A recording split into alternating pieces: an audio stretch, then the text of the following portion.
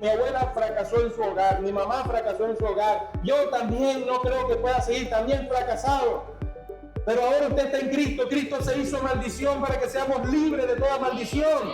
Así que te puede decir, toda maldición de fracaso queda cancelada en mi vida. Amén.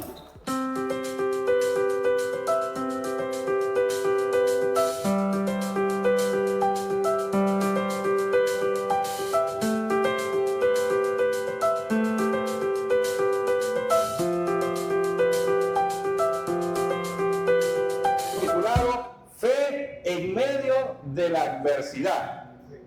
Fe en medio de la adversidad. Quiero iniciar con una pregunta. Se le presenta a Jesús y entonces le dice: toda la semana, las 24 horas del día, en los 7 días de la semana, voy a estar contigo. Pregunto, ¿usted cree que le pudiera pasar algo malo? No. Sí, no, tal vez. Vamos a ver. Fíjense lo que se lee en estos versículos de Mateo capítulo 8, versos de 23 a 27. Luego Jesús entró a la barca y comenzó a cruzar el lago con sus discípulos. De repente se levantó sobre el lago una fuerte tormenta con olas que entraban en la barca, pero Jesús dormía. Los discípulos fueron a despertarlo. Señor, sálvanos. Nos vamos a ahogar, gritaron. ¿Por qué tienen miedo?, preguntó Jesús. ¿Tienen tan poca fe? Entonces se levantó y reprendió al viento y a las olas, y de repente hubo una gran calma. Los discípulos se quedaron asombrados y preguntaron: ¿quién es este hombre? Hasta el viento y las olas lo obedecen. Fíjense que la mayoría, ¿verdad?, consideró que si Jesús está con nosotros, en las características como se lo planteé, es difícil o no íbamos a pasar adversidades o problemas. Pero resulta ser que en este relato Jesús estaba con sus discípulos en la barca. Hubieron dos escenarios en donde los discípulos en una barca se levantaron tempestades, tormentas. En uno, Jesús no estaba en la barca, pero aquí en este relato sí estaba Jesús en la barca. Y a pesar de que Jesús estaba en la barca, los discípulos enfrentaron una situación tan difícil que tuvieron miedo y dijeron: vamos a morir. Y fueron a despertar a Jesús. Yo sé que es muy cultural, muy poético o romántico pensar que si usted tiene a Dios, a usted nada malo le va a pasar. Pero eso no es una realidad. ¿Por qué razón? Vamos hoy a descubrir el porqué de esta declaración. Recuerde que el título: fe en medio de las almohadas. No, ¿verdad? Fe en medio de la adversidad. Michael Jordan, un famoso basquetbolista, algunos no lo conocerán, pero la mayoría sí. Cuando estaba en secundaria, lo rechazaron del equipo de básquet. No tenía las actitudes, no tenía, parece ser, las habilidades, el talento suficiente para pertenecer al equipo de secundaria.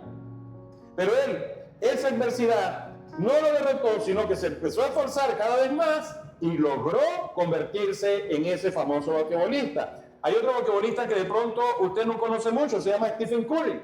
Él es creyente y él tenía en su sangre esa genética atlética. Su papá había pertenecido a la NBA también, su mamá era una profesional en voleibol en los Estados Unidos.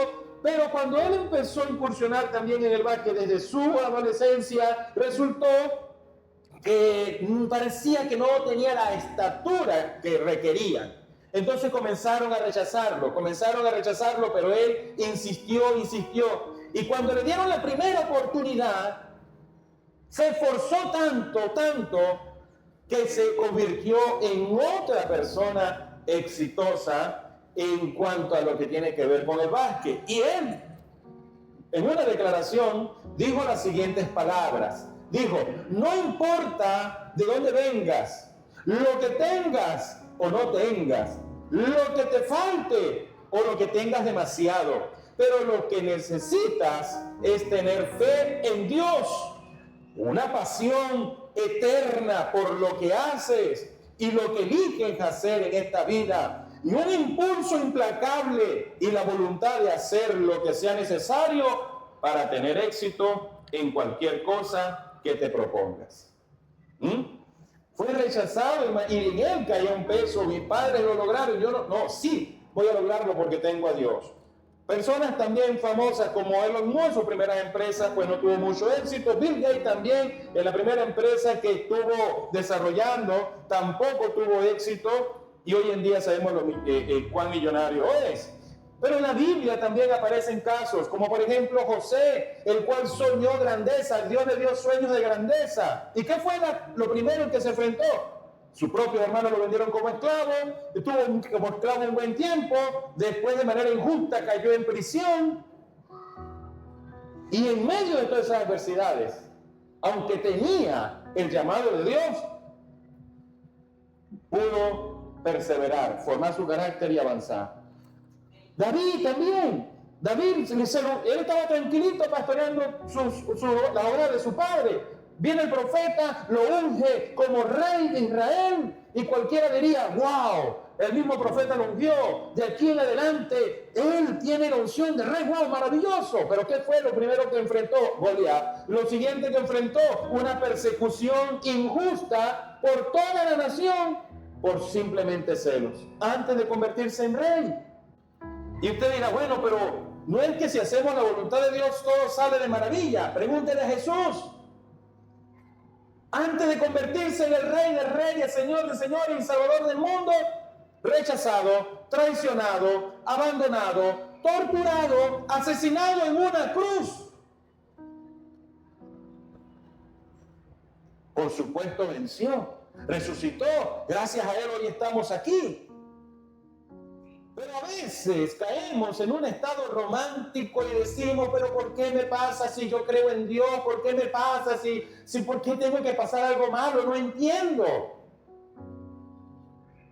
No comprendo. Déjeme decirle que los discípulos pensaron así. Ellos pudieron haber pensado en la barca, oye, Jesús anda con nosotros. En aquella ocasión, él no andaba, se apareció por allí y bueno, pero en esta ocasión está aquí en la barca, no creo que vaya a pasar algo malo. ¿Qué pudiera pasar? Andaban todos tranquilos, se levantó la tormenta y comenzaron a sentir ese gran temor en sus vidas. ¿Por qué Jesús lo permitió? Bueno, hay muchas razones, pero hay dos cosas, para los que están anotando, que usted tiene que comprender respecto a las adversidades. La primera es que las adversidades son parte de la vida. Nada más imagínese que desde espermatozoide tenía que competir con millones más para poder llegar a ese óvulo. Desde allí ya era una adversidad poder lograr esa primera carrera en su vida. Una vez que lo logró, caer en el óvulo de la madre, que no se le ocurre la idea extraña de querer abortarlo o que no se cuide, etc. Nació en medio de este mundo. Desde que nace cualquier adversidad se presenta. Comienza el desafío de aprender a tener rigidez para sentarse. Una vez que tiene rigidez para sentarse, de poder comenzar a caminar. Se cae, tropieza. Desde antes que usted naciera, usted ha tenido una vida de adversidades, pero si está aquí es porque ha vencido. Ay, Dios mío, algunos no lo creen. Algunos no lo creen. Miren lo que dijo Jesús en Juan 16:33, en la Nueva Traducción Viviente. Les he dicho todo lo anterior para que en mí tengan paz. Aquí en el mundo tendrán muchas pruebas y tristeza, pero anímense porque yo he vencido al mundo. Jesús jamás negó ni engañó a sus discípulos. Él le dijo, en esta vida hay adversidades, en esta vida hay dificultades, pero tienen que entender algo. Yo vencí, y si Jesús venció, nosotros también venceremos. Algunos, ok, claro, sí, soy más que vencedor. La Biblia dice que soy más que vencedor. Pero ¿quién es más que vencedor? ¿No es aquel que ha vencido una lucha, una batalla, una competencia? Porque te dice, gané. ¿Qué ganaste? ¿Ve? Entonces, Jesús nunca nos ofreció una almohada. Usted no puede agarrar y hablarle a la gente de Dios y decirle, mira, oye, te invito, cree en Jesús y verás que todos tus problemas se acabarán. Mentiroso. No le mienta a la gente de esa manera. Más bien dígale, cree en Jesús y verás cómo podrás vencer en todas las adversidades. ¿Se da cuenta la diferencia? No podemos engañar a las personas diciéndole que si llega Cristo todo será flor, como que si Cristo ofreció una almohada a todo el mundo. Jesús fue claro y dijo, en el mundo tendrán dificultades, tendrán tristeza, tendrán aflicciones. También les dijo, el que quiera seguirme tome su almohada, su boleto al resort y me sigue. ¿Le dijo eso? ¿Qué le dijo? Muy bien. Tome su cruz y sígueme. La segunda verdad que usted tiene que entender con respecto a las adversidades es que la adversidad tiene límite. Ok, escríbalo allí. La adversidad tiene límite. ¿Cómo es eso? Mire, Pablo se lo escribió a los Corintios en su primera carta, capítulo 10, verso 13, se lee. Las tentaciones que enfrentan en su vida no son distintas a las que otros atraviesan. Dice, y Dios es fiel, no permitirá que la tentación sea mayor de lo que puedan soportar. Cuando sean tentados, Él les mostrará una salida para que puedan resistir. Déjeme decirle esto si no lo agarró de esa forma. Toda adversidad que usted esté enfrentando, Dios sabe que usted la puede soportar. Dios nunca va a permitir que alguno de sus hijos enfrenten algo que no puedan soportar. Y no solamente sabe que usted lo puede soportar, sino que Él ya tiene una salida para eso. Solo que usted tiene que aprender a buscar en el Señor. Señor, sé que tú tienes una salida, posiblemente no la estoy viendo en esta hora, pero tú tienes la salida. Ayúdame a encontrar la salida. Eso es lo que usted tiene que orar. Claro, ¿cómo no? La Escritura está llena de ejemplos de personas que se sentían en conflicto. Imagínense, vuelvo al tema de David. Si David no hubiese pasado por todas esas adversidades que atravesó, la mayoría de los salmos no estuvieran escritos. ¿Dónde usted cree que David escribió, Jehová es mi pastor y nada me faltará? De vacaciones por allá en algún país y con mucha plata. La escribió en un momento en donde necesitaba recordar que aunque parecía que no tenía nada, su Dios era el que lo pastoreaba y a él nada le iba a faltar. Él no le escribió acostado en una cama relajado, le escribió atravesando un fuerte conflicto. ¿Dónde creen que escribió el que habita el abrigo del Altísimo y morará bajo la sombra del Omnipotente? Más abajo decía, caerán 1000 a tu diestra y 10,000 más a ti no llegarán. Pero repito, la adversidad que puedas enfrentar o la que estés enfrentando tiene una fecha de vencimiento. Le voy a decir esto, que lo he repetido mucho en otras ocasiones, pero siempre es bueno recordarlo. En un examen, ¿verdad? En una prueba allí en el salón. Usted está en un salón de clase, imagínese allí en el salón de clase, y en el salón de clase usted tiene le colocaron una prueba, y el profesor le dice, tienen, ¿cuánto? 20 minutos, este fue el profesor, se ve que candela. Vamos a hacer un profesor un poco más noble, tienen 45 minutos, vamos a ponerlo, 40 minutos, por 45 de clase, 5 para recoger. Ok. 40 minutos para terminar el examen. Yo les pregunto, ¿quién pone realmente la fecha, el tiempo de la prueba? Te dirá, bueno, este pastor no se está oyendo. Acaba de decir que el profesor dijo 40 minutos. El que pone el tiempo verdadero de la prueba es el alumno. ¿Por qué? Porque si se preparó y terminó antes, no tuvo que sufrir los 40 minutos. Pero si no se preparó, ¿quién cree que queda 40 minutos después?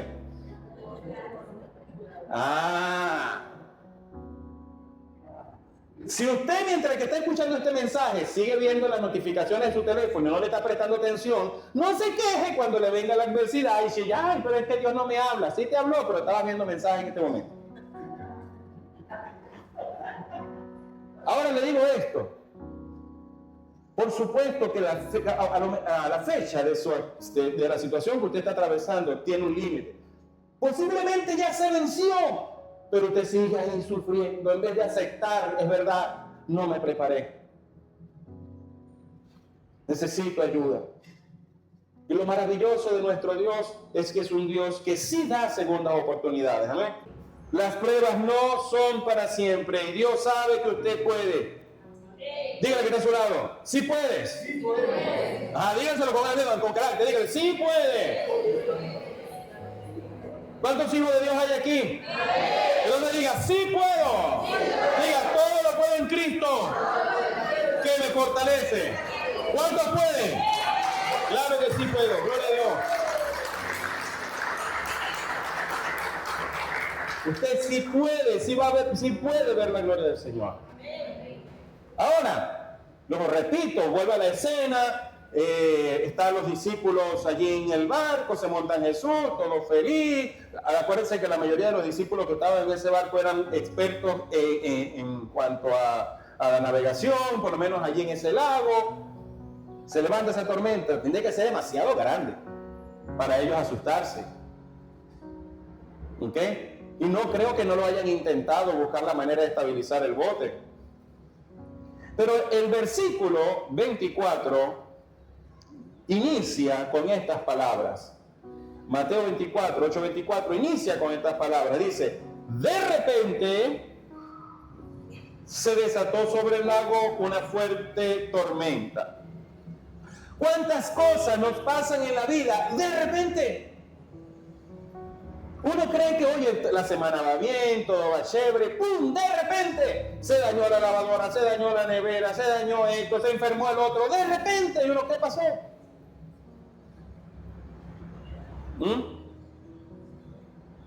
Eso de repente, que a veces despedido, tienes que salir de la casa, tienes que hacer esto, esa llamada de un accidente, alguien está en el hospital, de repente, esas cosas que nos sorprenden. Hasta aquí tienes este límite. Ese de repente que está en la Biblia no es por casualidad. Ese de repente está colocado allí porque esa fue la manera en cómo ellos enfrentaron ese desafío. No fue, ellos como expertos pueden reconocer que el clima está variando y te tienen que preparar. Pero eso fue algo sobrenatural. Fue de repente. Así de sencillo. Esos de repente son los que terminan a veces haciendo tropezar a la mayoría en cuanto a su fe. Porque no lo vistes, no te preparaste a lo mejor para eso.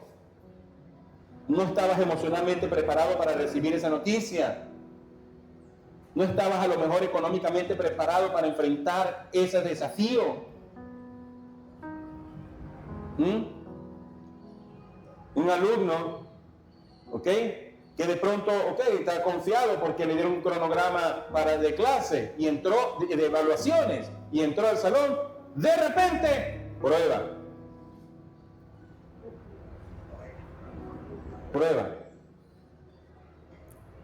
Si usted si usted siempre fue el estudiante que estudió la noche antes del examen y le lanzaron un de repente, por supuesto en ese de repente usted siempre raspa.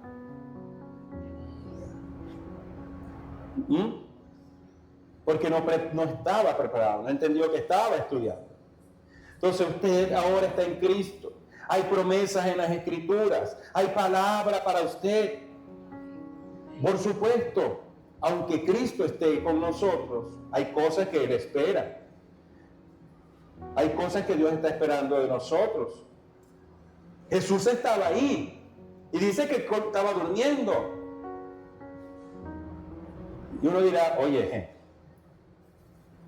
ese es rudo para en medio de esa tormenta estar ahí durmiendo. Y no era que estaba en un yate que tenía estabilizadores y estaba dentro del camerino y todo ahí bien chévere. Era un bote de pescadores. Así que seguro que agua estaba salpicando por varias partes. Así que ¿por qué Jesús tiene esa actitud? ¿Cuántos de nosotros no nos sentimos que en medio de ese de repente Jesús como que está dormido? Fue tanto el pánico que encontraron, que se vieron envueltos los discípulos, que ellos dijeron, si no despertamos al Señor, hasta Él se nos muere. Por supuesto, usted lo puede entender cuando dice, Señor, no tienes cuidado que nos morimos. Cuando usted deja que el miedo le abrace, eso es algo, mire, el miedo es para Satanás lo que la fe es para Dios. ¿Sabe qué atrae a Dios? La fe. ¿Usted sabe qué atrae el enemigo?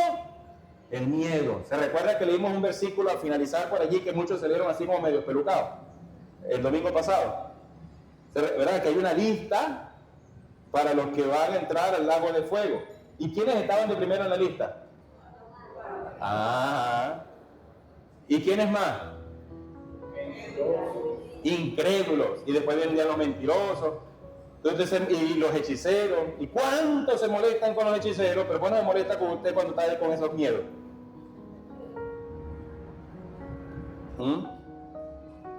Ahora, hay un miedo que por supuesto nos lleva a reaccionar de manera positiva, hay un miedo que nos lleva a, que es esa parte, que es ese que nos impulsa a poder sobrevivir, a poder tomar control y medida. Es un diseño natural, pero estamos hablando del que te paraliza, estamos hablando del que no te deja, el que anula la fe, el que no te deja creer, el que no te deja emprender, el que no te deja creer que sí puedes salir adelante aún en medio de la situación que tú creas que puedas estar. Ese miedo no viene de parte de Dios. Ese miedo que de pronto te dieron un diagnóstico médico y tú tienes miedo de que te vas a morir porque toda tu familia se murió de lo mismo. Y te dice, pero es que yo tengo la misma sangre. Pero usted se le olvidó que si ahora usted está en Cristo, ahora usted ha sido lavado con la sangre de Cristo y su sangre ha sido lavada también. Amén. No, eso le pasó a mi abuela, que mira, mi abuela fracasó en su hogar, mi mamá fracasó en su hogar, yo también no creo que pueda seguir, también fracasado. Pero ahora usted está en Cristo, Cristo se hizo maldición para que seamos libres de toda maldición. Así que te puede decir, toda maldición de fracaso queda cancelada en mi vida. Amén. Entonces, de repente, quedaron los discípulos ahí todos asustados. Pero en el mismo versículo 24 dice, de repente se desató sobre el lago una fuerte tormenta con olas que entraban a la barca. Y la otra palabra poderosa que quiero resaltar de ese versículo es, pero, lo que seguía era, pero Jesús estaba en la barca. Literalmente dice, pero Jesús dormía. ¿Dónde estaba durmiendo? Así que quedó implícito que estaba en la barca. Pero Jesús dormía. Ahora ahí aparece así como que, bueno, el problema de la adversidad es que Jesús dormía. Algunos dirán, no, él realmente no estaba durmiendo, estaba disimulando. Ellos estaban, de pronto, que allí como que estamos esperando en el versículo que Jesús se pare de repente y diga, ¿te asustaron? Ajá, ¿qué les pareció? Jesús venía de una larga jornada. Jesús era 100% hombre, 100% Dios. Como Dios, le voy a dar le voy a recordar este texto del Salmo 121, verso 4. Dice: en efecto, el que cuida a Israel nunca duerme ni se adormece. Su Dios jamás duerme, nunca se queda dormido, siempre está velando por usted. Amén. Jesús de pronto en su condición humana pudiera estar allí descansando, pero repito, ya que Jesús, de que sabía, Jesús que estaba, que se iba a presentar esa tormenta, algo estaba esperando. Porque si no, la reacción de él no hubiese sido la que vimos más abajo. Algo estaba esperando, ¿ok? Pero quiero basarme en ese pero. Toda adversidad en su vida tiene un pero. Y ese pero lo representa Jesús. Pero tiene que ver aquí con una contraposición de ideas, con algo contrario a lo que se estaba planteando. Estaba hundiéndose la barca, pero ahí está Jesús. Espero que Jesús siempre esté como un pero ante la adversidad. Me dijeron este diagnóstico, pero yo creo en la palabra que dice que por las llagas de Cristo fuimos nosotros curados. Me dijeron que perdí todo, ¿qué le digo yo? En la cuenta, o de pronto me dijeron que voy a perder el empleo, o el resultado del ingreso mensual del negocio fue tanto. Pero yo creo en un Dios y está escrito que Jesús se hizo pobre para que seamos enriquecidos en toda buena. Hay un pero que usted tiene que aprender a levantarse, como cuando le dijeron a Jesús: mira, ¿tienes hambre? Si eres hijo de Dios, dile a estas piedras que se conviertan en pan. Él dijo: no solo de pan vivirá el hombre. Más adelante le dijo: mira, si eres hijo de Dios, lánzate. Sí, está escrito, claro que está escrito así. Lánzate porque está escrito que a sus ángeles mandarán cerca de ti para que no tropieces tu pie en piedra. Jesús le dijo: sí, pero también está escrito: no tentarás al Señor tu Dios. Ahora, hay un pero, repito, para cada adversidad que se ha presentado en su vida. ¿Qué espera Jesús de nosotros? Verso 25, los discípulos fueron a despertarlo: Señor, sálvanos, nos vamos a ahogar. Y repito, vamos a la reacción de Jesús, verso 26. ¿Por qué tienen miedo?, preguntó Jesús. ¿Tienen tan poca fe? Entonces se levantó y reprendió al viento y a las olas, y de repente hubo una gran calma. Reprendió al viento, reprendió las olas, de repente hubo una gran calma. Pero repito, ¿por qué Jesús, después de que ellos, miren, la reacción pudo haber sido otra de Jesús? Llegan los discípulos y le dicen: Señor, mira, vamos a morir. En otra versión dice: es que no tienes cuidado de nosotros. En otra versión dice así: es que no tienes cuidado de nosotros. Es que tú no tienes cuidado de que estoy a punto de perder mi familia. Es que tú no tienes cuidado de que estoy a punto de perder mi matrimonio. Es que tú no tienes cuidado de que estoy a punto de morir por esa enfermedad. Es que tú no tienes cuidado de que no tengo para comprar comida o la medicina. Señor, es que tú no tienes cuidado de mí.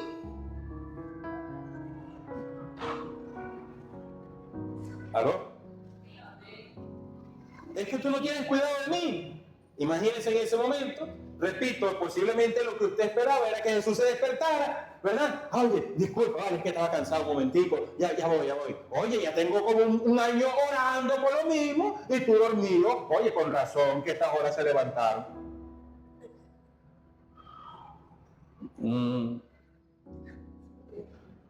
Usted sabe que se ha tragado la lengua, pero se lo ha querido decir.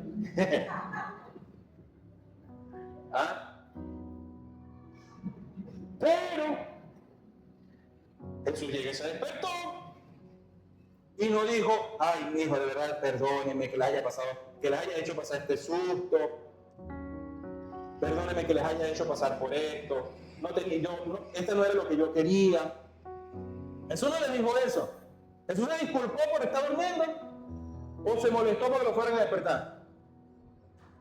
Jesús agarró y dijo, ¿por qué tienen tanto miedo? ¿Qué pasó con la fe de ustedes? Imagínense esa confrontación. Algunos dirían, oye, no entiendo. Bueno, pero si se supone que tengo este problema y a quién tengo que buscar, ¿no es a ti? Pero estamos hablando de nuevos creyentes, estamos hablando de discípulos. Discípulos, no estamos hablando de un turista que pasó por la iglesia, no, estamos hablando de ¿quién? De discípulos. El que es turista, ok, de pronto puede actuar de esa manera, pero el que es discípulo, el que es hijo de Dios, Jesús no está esperando que usted siga en esa ruta. Jesús está esperando que usted, de tanto que ha escuchado palabras, esté preparado, agarre, anote, se edifique, crea las promesas de Dios. ¿Qué estaba esperando Jesús? ¿Qué cree usted que estaba esperando Jesús? Jesús estaba esperando una fe activa, y en este caso reflejado por dos cosas. Jesús agarra, y lo primero que quería enseñarle es que le reprende y le dice, es que no tienen fe. Mire, le voy a adentrar en esta manera. Jesús estaba esperando que el problemita de las olas lo resolviera ¿quién?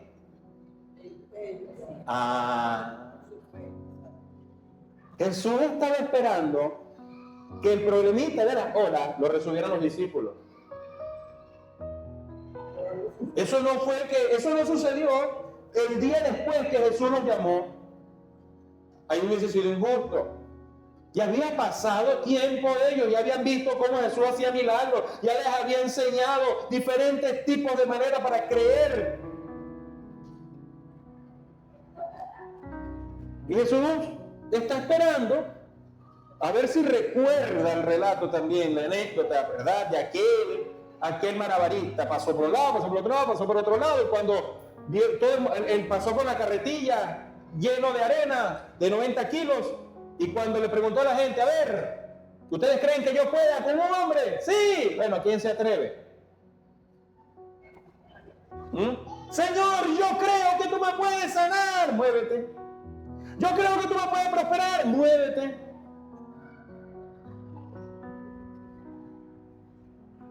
Declarar, yo creo, es muy bonito. Moverse, tener una fe activa es diferente. Y tener una fe en medio de la adversidad, es allí donde se demuestra la fe. O sea, si usted va a creer que Dios es su proveedor, no, yo tengo fe delante de un pasticho. Ay, Señor, gracias, tú eres mi proveedor. Lo más que le puede tener fe es que no vaya a caer mal. Pero cuando usted abre la nevera y solo están los pingüinitos por ahí saltando, es allí donde hay que tener fe.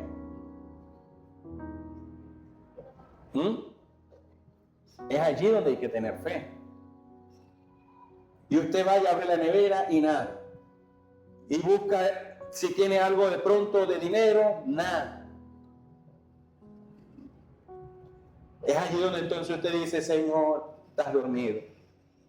Ni la nevera, ni plata, ni nada. Estás dormido. Pobre de mí. Como tú estás durmiendo, Señor, entonces tendré que ir a la comadre, tendré que ir al compadre, tendré que ver como al chapulín colorado. Pero alguien me tiene que ayudar, ya que tú estás dormido. Yo imagino, si esa adversidad no hubiese sido en el bote donde no había para dónde correr, y hubiese sido una adversidad en donde los discípulos hubiesen tenido para dónde correr, ¿qué creen ustedes que hubiesen hecho? Dejan a Jesús dormido y dejan el pelear. Eso se lo garantizo. Pastor, pero usted ¿por qué es tan atrevido de decir eso? Porque se lo hicieron. Cuando lo fueron a arrestar, ¿qué fue lo que hicieron? Encontraron dónde podían correr. No, Señor, yo creo en ti. Yo soy fiel hasta la muerte. Entonces Jesús esperaba que sus discípulos actuaran de dos maneras. Uno, con fe. Dos, con autoridad. Ellos dijeron, wow, ¿quién es este? El mismo que te estaba enseñando. Jesús le dijo, si ustedes tuvieran un poquito de fe nada más, pudieran decirle a esta montaña, muévase, y se movería. Estaba leyendo hoy en Marcos 9, cuando Jesús asciende y se encuentra en el monte y se transfigura y bueno, estaba nada más con Pedro, con Santiago, con Jacob y estaban pasando ese momento. Pero mientras que descendían, resulta ser que abajo los otros 9 discípulos tenían un lío armado. Estaban los fariseos, los maestros de la ley discutiendo con ellos. Él llegó y encontró un zaperoco. Y Jesús dijo, ¿qué está pasando? ¿Por qué están discutiendo con los discípulos? Y se apareció un hombre diciendo, Señor, rey, te voy a explicar. Es que le traje a tus discípulos a mi hijo. Mi hijo tiene un espíritu que de vez en cuando lo sacude, lo lanza al fuego, lo lanza al agua para matarlo y lo revuelve. Y eso es un desastre, por favor. Ayúdame porque tus discípulos no han podido.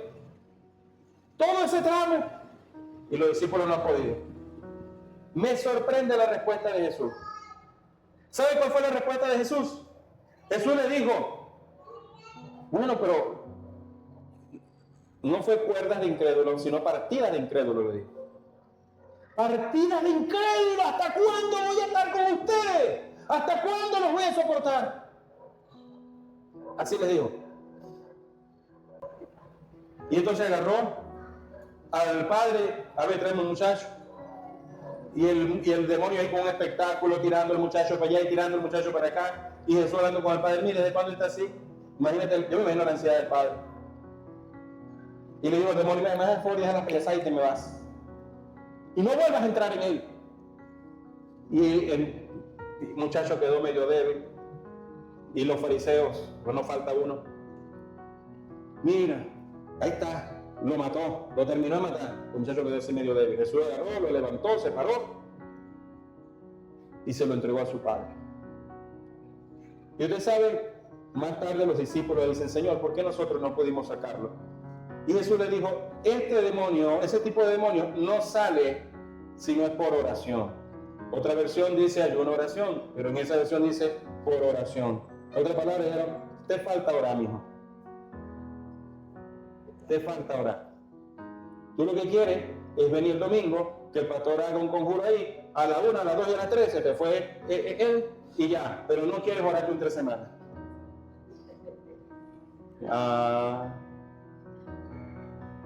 Y hay problemas en donde Jesús está esperando que ores tú,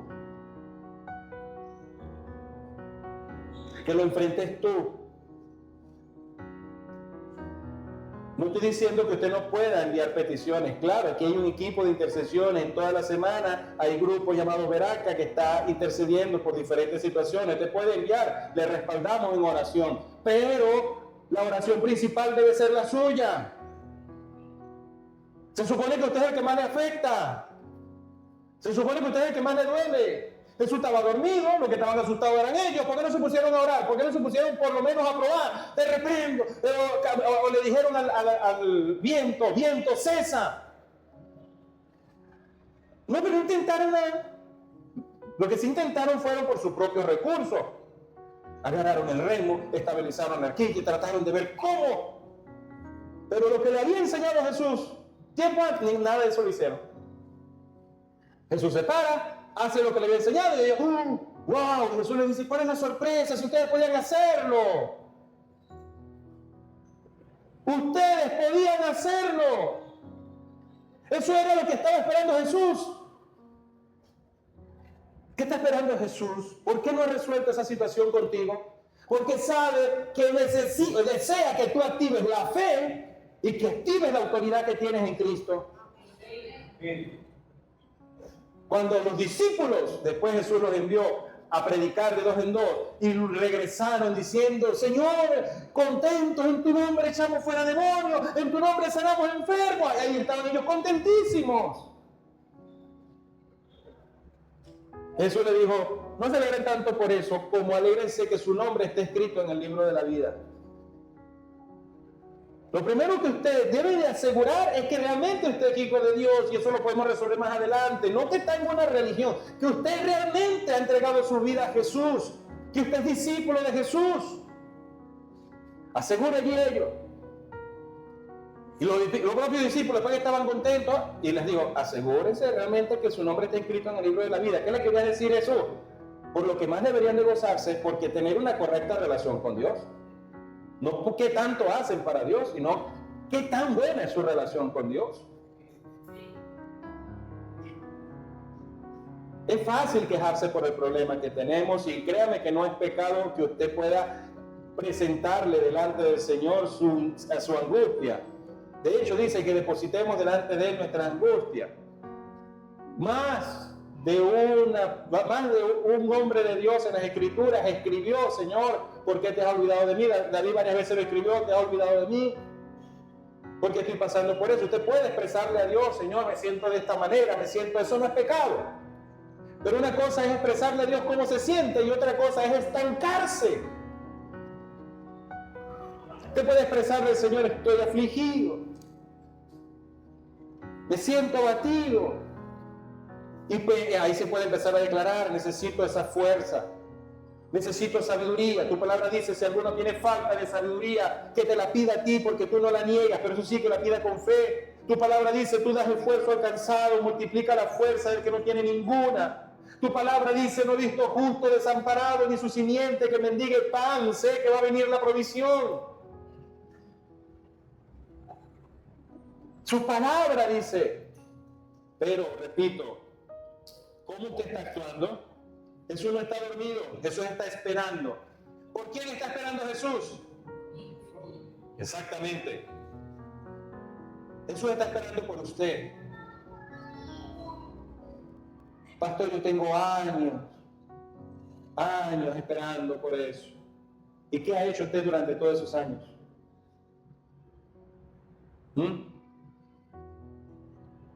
No, que yo tengo años esperando para encontrar una solución a mi matrimonio. ¿Has buscado ayuda? ¿Has buscado consejería? ¿Has buscado apoyo? No, tengo fe en Dios. Sí, claro, lo que tú quieres, ¿verdad?, es que Dios venga un día y le lave el cerebro a tu pareja. Rapidito, antes que se despierte. ¿Qué es lo que tú quieres? ¿Qué es lo que tú quieres? ¿Qué es lo que tú quieres? Ah, no, lo que yo quiero es esto. Ok, vamos a metérselo ahí rápido. Eso no va a pasar.